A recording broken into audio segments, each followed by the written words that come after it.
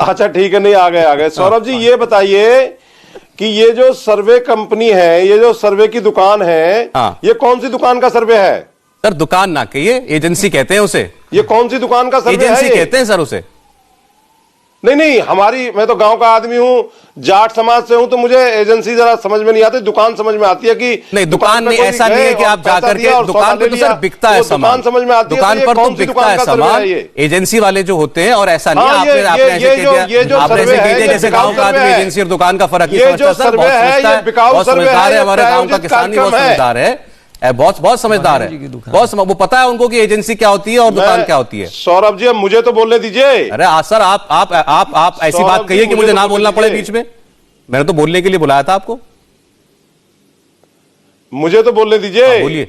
मैं ये कह रहा हूं कि ये जो प्रायोजित कार्यक्रम आप बीजेपी के फेवर में दुकानदारी का चला रहे हैं, इसको मैं खारिज करता हूं, टोटली खारिज करता हूं। आपको सर आप इतनी देर बैठे रहे, आपको तो फोन जब गया था आप तभी मना कर देते, इसको क्या दिक्कत? आपने अपना भी समय नष्ट किया, हमारा नहीं। मुझे तो ये कहा था कि पश्चिमी यूपी पे डिबेट कर रहे हैं, मुझे आपके ओपिनियन पोल बिल्कुल स्पष्ट था कि हम ओपिनियन पोल कर रहे हैं, उसमें मुझे सर्वे नहीं बताया था। नहीं ओपिनियन पोल सर, हमारे हर मेहमान को ओपिनियन पोल ही बताया गया था, और सर्वे और टीवी पर आज से नहीं कल से चल रहा है इसका प्रचार।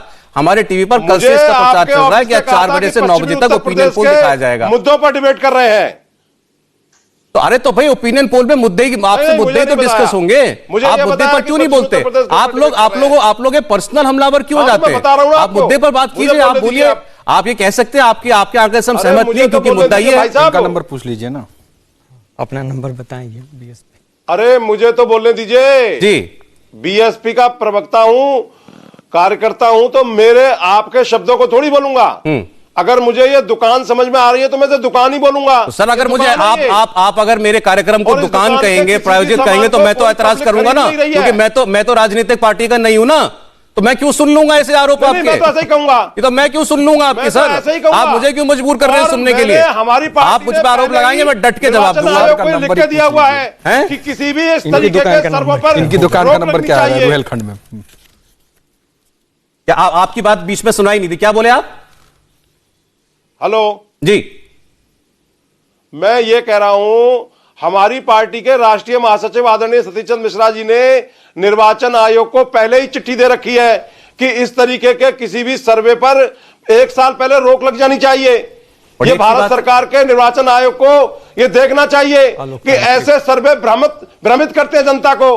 5,000, 2,000, 10,000 लोगों के बीच में आप अपने ऑफिस में बैठ करके फर्जी सर्वे बनाते हैं और उसको पूरे प्रदेश की 24 करोड़ जनता को दिखाते हैं, पूरे देश को दिखाते हैं। पूरे देश की जनता इससे भ्रमित होती है, और ऐसे भ्रमजाल से, इन सर्वे से देश की जनता का भला होने वाला नहीं है। आज महंगाई पर आप जो है सर्वे पर जाइए, आप जो है ब्राह्मणों की हत्या हुई है उस पर सर्वे पर जाइए, ये 200 किसान 2 साल ऐसा है सर, मैं ये नहीं कई बार समझ पाता, मैं ये नहीं समझ पाता कि आप लोग ऐसी दोहरी बात कैसे कर लेते हैं? जनता इनके आप इतनी दोहरी बात कैसे कर लेते हैं? सर्वे सिर्फ चुनाव से पहले आते हैं,